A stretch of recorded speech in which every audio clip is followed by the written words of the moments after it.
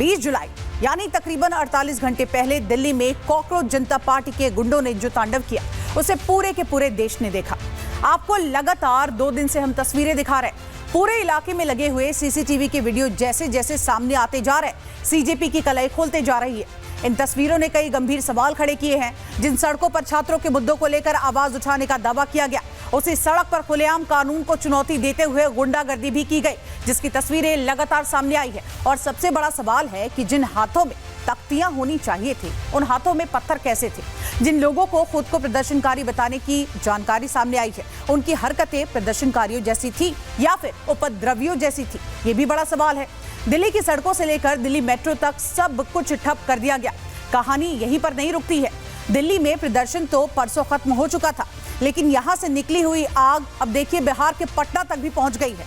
पटना में इन उपद्रवियों ने इस कदर तांडव किया कि पुलिसकर्मियों के सिर तक फोड़ दिए गए। और ऐसे में अब सवाल यही उठ रहा है कि आंदोलन की आड़ में सुरक्षा बलों पर प्रहार क्यों हो रहे हैं? सीजेपी की गुंडागर्दी में वर्दी निशाने पर क्यों है?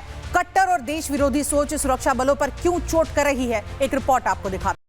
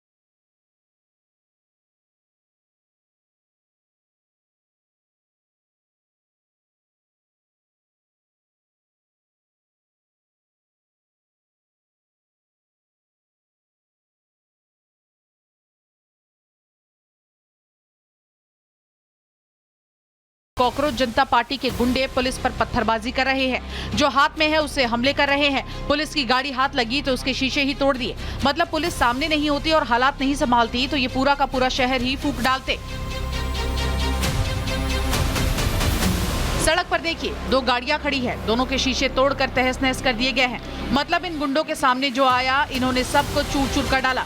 तस्वीरें देखकर समझ नहीं आता कि आखिर कौन सा मकसद लेकर दिल्ली की सड़कों पर ये उतरे थे। छात्रों के लिए लड़ाई करने आए थे, लेकिन कानून व्यवस्था को ही धराशायी करने पर आमादा थे। अब आपको प्रदर्शन की दूसरी तस्वीर भी दिखा देते हैं। यहाँ सीजेपी के गुंडों ने तो पुलिस की तरफ से लगाए गए बैरिकेड्स को ही तोड़ दिया। बैरिकेड्स पर चढ़कर नारेबाजी कर रहे थे। सामने एक गाड़ी दिख रही है, उसके शीशे चारों तरफ से तोड़ दिए गए हैं। सड़क घेर कर बैठ गए हैं और पूरे सड़क पर पत्थर ही पत्थर दिखाई दे रहे हैं। प्रदर्शन से ये साफ है कि ये पूरी सुनियोजित प्लानिंग के तहत की गई थी, जिसके तहत इनका मकसद दिल्ली में सिर्फ उत्पात मचाना नहीं था। अगर मकसद सिर्फ प्रदर्शन का होता तो प्रदर्शनकारी इतने पत्थर लेकर आते ही नहीं। प्रदर्शन की एक और तस्वीर आपको दिखाते हैं। यहाँ सीजेपी के गुंडे डटे थे और पुलिस के लाख समझाने के बावजूद मानने के लिए तैयार नहीं हुए। इतना ही नहीं, ये प्रदर्शनकारी लगातार पुलिस पर पत्थर फेंक रहे थे। जब पुलिस के लाख समझाने के बावजूद ये नहीं माने, तब हालात संभालने के लिए पुलिस को लाठी चार्ज करना पड़ा।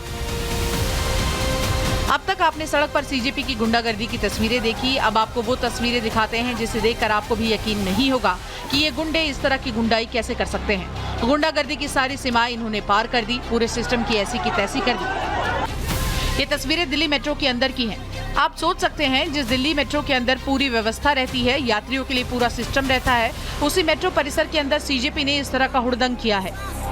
पुलिस प्रशासन की नहीं चलेगी। आप देख सकते हैं, इन लोगों ने बैरिकेड को चढ़कर प्रदर्शनकारी पार कर रहे थे और सारे नियमों की धज्जियां उड़ा रहे थे। ये वीडियो 2 दिन पुराना है, जिसे डीएमआरसी की तरफ से 22 जुलाई को जारी किया गया है। इनके चेहरे पर हंसी बता रही है कि उन्हें छात्रों के भविष्य से कोई लेना देना नहीं है। इनका मकसद सिर्फ उत्पात मचाना है और गुंडागर्दी करना है। इनका मकसद सिर्फ और सिर्फ प्रदर्शन करना होता तो सड़क पर शांति से विरोध करते, ना कि मेट्रो में घुसकर इस तरह से गुंडाई करते। बात सिर्फ इतनी भर नहीं है, इस बवाल की वजह से मेट्रो में सफर करने वाले आम यात्रियों को जो भारी परेशानी का सामना करना पड़ा, उसका जवाब आखिर कौन देगा। प्रदर्शनकारियों के मेट्रो के अंदर गुंडागर्दी की और भी तस्वीरें सामने आई है। यहाँ सीजेपी के गुंडों ने किस तरह से फ्लिप बैरियर को तोड़ा, उसके ऊपर चढ़कर इसे पार किया। यहाँ तैनात जवान लगातार सभी को समझाने की कोशिश कर रहे थे, लेकिन ये उत्पाती मानने के लिए तैयार नहीं थे। जवान इनके आतंक के आगे बेबस हैं। जवान समझाने की कोशिश करते हैं, लेकिन प्रदर्शनकारी कुछ भी मानने को तैयार नहीं होते।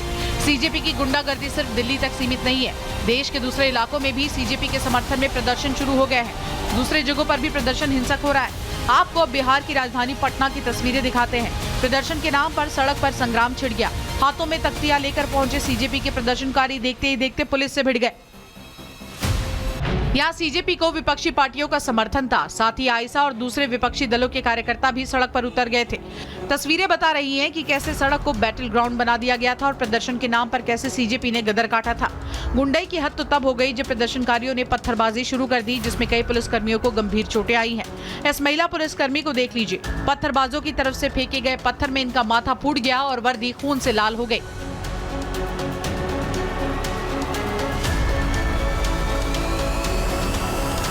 पुलिस ने प्रदर्शनकारियों को रोकने के लिए बैरिकेडिंग करके रखी थी, लेकिन प्रदर्शनकारी गुंडाई पर अड़े थे। प्रदर्शनकारियों ने बैरिकेड तोड़कर आगे बढ़ने की कोशिश की। पुलिस ने रोका तो धक्का मुक्की शुरू हो गई और यहां से पत्थरबाजी का दौर शुरू हो गया। सड़क पर कानून व्यवस्था संभालने के लिए खड़े सुरक्षा कर्मियों पर पत्थर फेंके गए।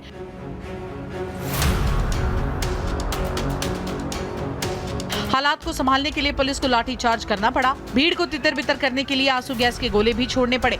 उपद्रवियों की जिस तरह की तस्वीरें सामने आई है, उसने एक बार फिर से कई सवाल खड़े कर दिए हैं। सवाल यह है कि आंदोलन की आड़ में सुरक्षा बलों पर प्रहार क्यों हो रहा है? विरोध के नाम पर हिंसा का अधिकार किसने दिया? सुरक्षा कर्मियों पर पथराव करने वालों पर कार्रवाई कब होगी? क्या विरोध की आड़ में अराजकता फैलाने की कोशिश हुई है? प्रदर्शनकारी छात्रों की बात करने आए थे या फिर उपद्रव करने आए थे? बहरहाल सवाल तो कई हैं, लेकिन एक बात बिल्कुल स्पष्ट है और वो ये कि प्रदर्शन के नाम पर हिंसा की इजाजत नहीं दी जा सकती है और अराजकता फैलाने का अधिकार किसी को नहीं दिया जा सकता है। लोकतंत्र के नाम पर विरोध जायज है, लेकिन राष्ट्र ऐसी गुंडागर्दी को कभी बर्दाश्त नहीं करेगा। हालात को संभालने के लिए पुलिस को लाठीचार्ज करना पड़ा। भीड़ को तितर-बितर करने के लिए आंसू गैस के गोले भी छोड़ने पड़े। उपद्रवियों की जिस तरह की तस्वीरें सामने आई है, उसने एक बार फिर से कई सवाल खड़े कर दिए हैं। सवाल यह है कि आंदोलन की आड़ में सुरक्षा बलों पर प्रहार क्यों हो रहा है? विरोध के नाम पर हिंसा का अधिकार किसने दिया? सुरक्षा कर्मियों पर पथराव करने वालों पर कार्रवाई कब होगी? क्या विरोध की आड़ में अराजकता फैलाने की कोशिश हुई है? प्रदर्शनकारी छात्रों की बात करने आए थे या फिर उपद्रव करने आए थे? बहरहाल सवाल तो कई हैं, लेकिन एक बात बिल्कुल स्पष्ट है और वो ये कि प्रदर्शन के नाम पर हिंसा की इजाजत नहीं दी जा सकती है और अराजकता फैलाने का अधिकार किसी को नहीं दिया जा सकता है। लोकतंत्र के नाम पर विरोध जायज है, लेकिन राष्ट्र ऐसी गुंडागर्दी को कभी बर्दाश्त नहीं करेगा। Bureau report, Republic Bharat. Bureau report, Republic Bharat.